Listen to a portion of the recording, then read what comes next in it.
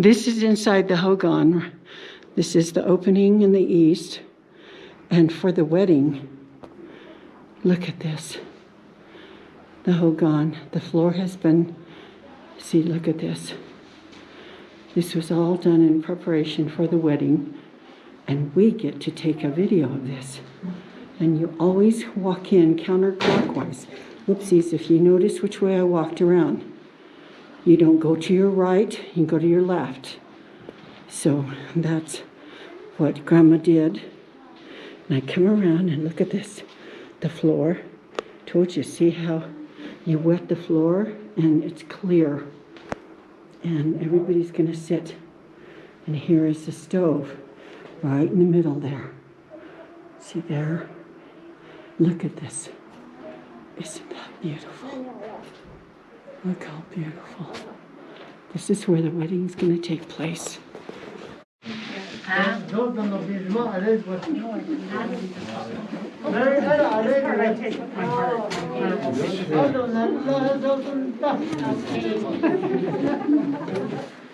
The bride just walked in.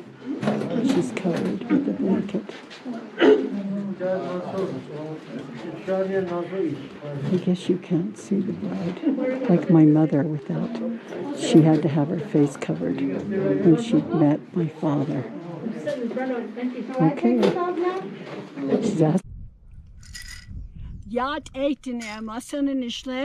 We are out here in the beautiful, beautiful God-given country, and there's a big, beautiful pine tree behind me. And today I'm going to dedicate this video to my mother and my father, but my mother, and for Mother's Day, and to all you women who are my most wonderful subscribers. Now I'm going to sing the song that this is my mother's favorite song, and again, you've heard me sing this many times, and I have a little shaker here, and it's the same song my mother sang all the time. It goes, Sheena Sha, Sheena Sha, Sheena Sha, Ya Te Hojone Ya He, Ne Ya Hojon Jago, E Na Sha, Hojon Jago, E Na Sha. Sheena Sha, Sheena Sha, Sheena Sha, Ya Te Hojone Ya He, Ne Ya. Okay, that's enough. I used to love to hear my mother sing that. Now, when you tell your family history, you've got to remember, I have older brothers and sisters. I'm the baby of the family. Now, as a child, as a teenager, as an adult, we all perceive our family life totally different. And mine, being the youngest of the family, the baby of the family, I've heard my sister's version on this. This is how my mother and father met. And I mean, sometimes you wonder what planet were they on? But this is my perception. This is what was told to me straight from my father and my mother. My mother giggled through the whole thing.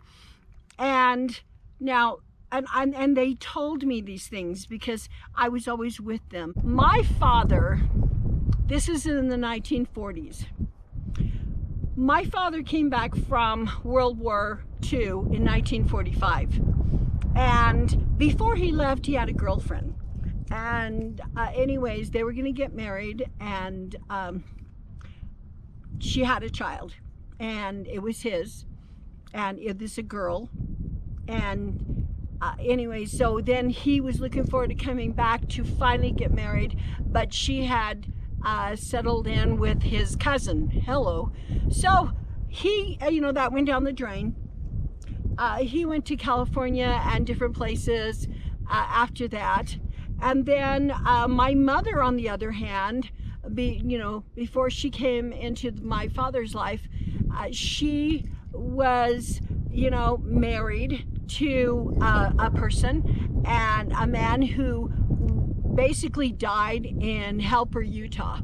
and they had had a child, and it was a girl. So by the time they met each other, they both had one child. And my mother's husband had passed away. My father's girlfriend, whatever, she had, gone elsewhere. So then Dad was by himself. My grandfather, Mescalito Nelson, who walks on water, decided, telling my dad, I think it's time for you to get married. Because there was a time frame that he was back, and Grandpa just thought, it would really help in your life to be able to have a wife. So then, because my dad was listening one time, my mother's father lived about 30 miles away in the reservation. They lived in Whitehorse Lake, and my grandfather lived in Pueblo Pintado. My father was told that they were going to find him a woman. And back in those days, you went over the hill, he came over the hill, and you were together, and whether you liked it or not, you got married. Yikes. And I'm glad I would never do that. So my father got wise. He thought, you know what, I'm going to go and find every woman that is eligible to marry.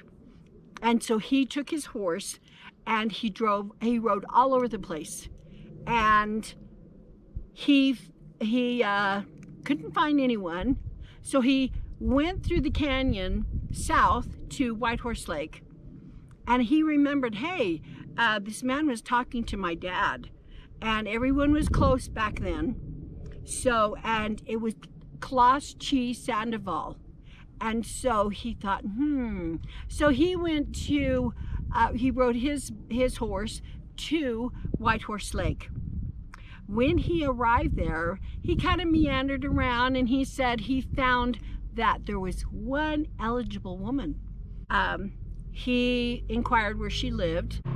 So what happened was my father found out that this woman was she was the one who watered the crops, the corn. And so one day he caught wind that she went down into the, where the corn was, and she was there on a daily basis and pouring water, and watering the corn. And they said she spent a long time there because it was quite, her father had quite a farm, just like my grandfather. So anyways, he rode his horse, there's a little area that's kind of flat, and right next to it is a little hill. And he came up over the hill, and he said he got off his horse, and he thought, ha, there she is. And he said he got off his horse and he was looking at her, and she looked up at him, and she acted kind of shy, and he didn't say anything. He just watched her, and I guess it really made Mom nervous. But he came down off the hill and he goes, hey, what is your name? And, in Navajo, and tried to strike up a conversation. Mom wasn't really that willing.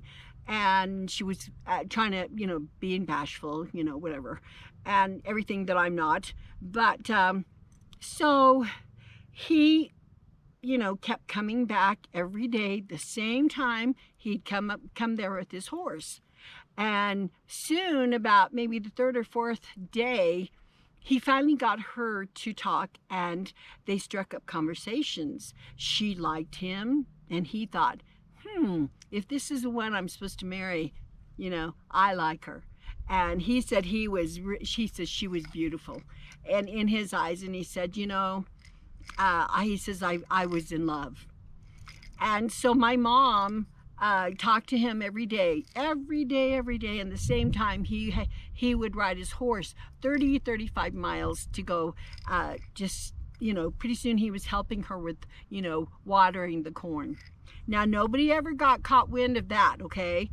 So then I guess her father, you know, one day she was told that he had found someone for her to marry as well, and her heart just stopped. And she thought, oh no, you know, I like that guy at the cornfield, you know, oh my gosh. And she said her heart just sunk. And she says, I don't want to marry, whatever. And, you know, you don't tell that to the elders back in those days, but then she did. And her dad says, you have a child, you need someone to help you along. So she cried. He just said, you're going to be married. That was it. And then my father came one day, and she was feeling sad, and he couldn't figure out why. Of course, really, he knew. And he asked her what was wrong, and he said she cried. She said, my father has found a man, and I'm supposed to marry him. I don't know who he is. And you know what my dad did? What a nut. He just gets on his horse and rides away. Holy cow. I said, Daddy, how horrible. He said, well, she told me, you know, and he knew it was him. So she said, I've got to get married, so that my father's going to find something, and he just walks off. Huh? Gets on his horse and rides off. I was just livid to hear that. And I said, Daddy, Mom should have just smacked you over the head. And Mom was just, it was like her heart was cut in half. And so she went on ahead, and she didn't see him for a month. And then her father came to her and said, well, you know what, you need to be married. Prepare yourself. In about a month and a half, we're going to have your wedding. Ugh. So here, at the beginning of this video I'm showing you is a Navajo wedding. That Navajo wedding, there's a reason for that. Because when you have the Hogan and everything's cleaned out, you have blankets hanging all around, they're hung up, and the dirt floor is cleaned, it's blessed. So when you walk in, the parents sit on, the family, the husband's family sits on one side, the wife's family sits on the other. And then what happens is the groom walks in, as you have seen in the video. He walks in, he sits down, and then after that, the bride comes in. She has a blanket over her face, as you have seen. So she walks in, she doesn't know what the guy looks like. The unveiling is when the medicine man says, okay, it's time. So my mother, it comes to the day, and she hasn't seen my dad again. She was crying that day, bawling her eyes out, she said. And she was just thinking, where is this guy that I mean, she says she thought of running away, whatever. So Daddy happened to be the groom, and she had no idea. Okay, the time comes for them. Everybody's there waiting.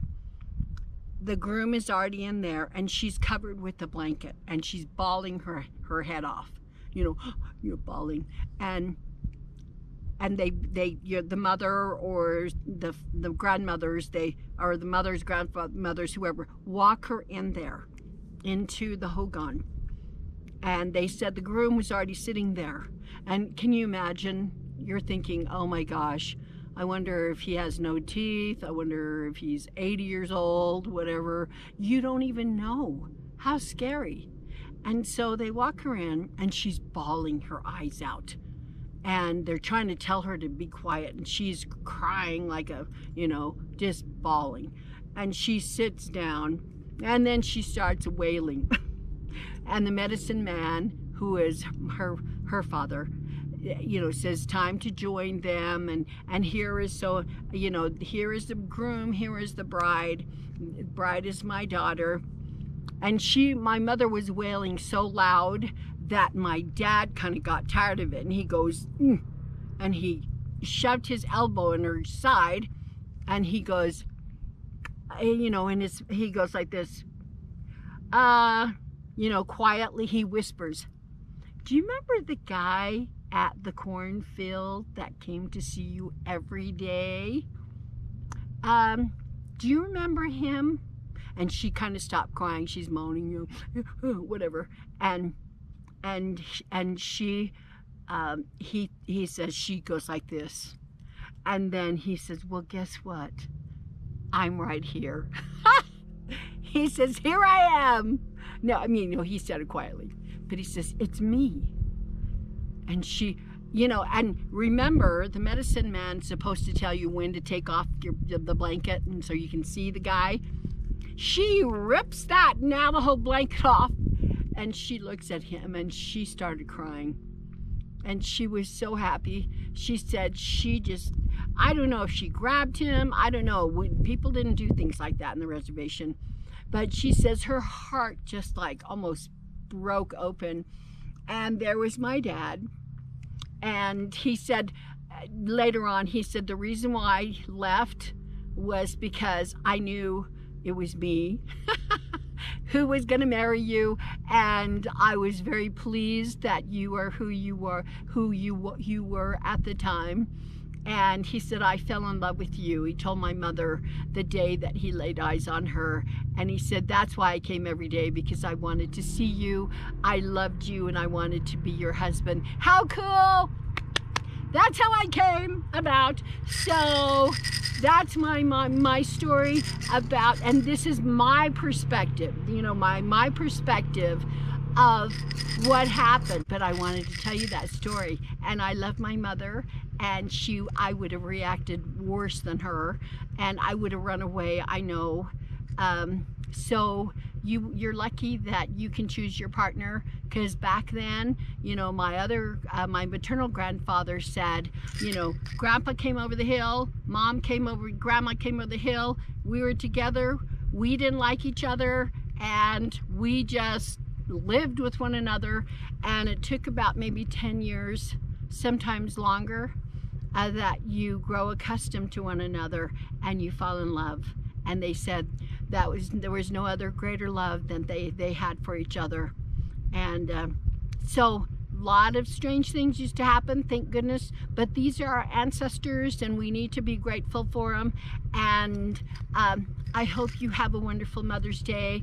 And I'm so thankful for my mother. I'm thankful for women in general, how that, you know, I'm told the medicine men say that in the end, which is coming, that in the end, it will be the women who save this world. I understand that. My grandfather, my Nolly, used to tell me that. And he said, you will be one of them. I love you all. Iigeh, and Shinasha, Shinasha, Shinasha, Yade Hojone Iigeh, Neya Hojojago Enasha. You know what that Hojojago Enasha means? I'm going to walk in beauty. I'm going to be peaceful. I'm going to have balance and harmony. This is why my mother loved that song. 10-4 and happy Mother's Day. I love you women. You're incredible. And go and be wonderful today, actually on Mother's Day. And thank you again. I'll go in there.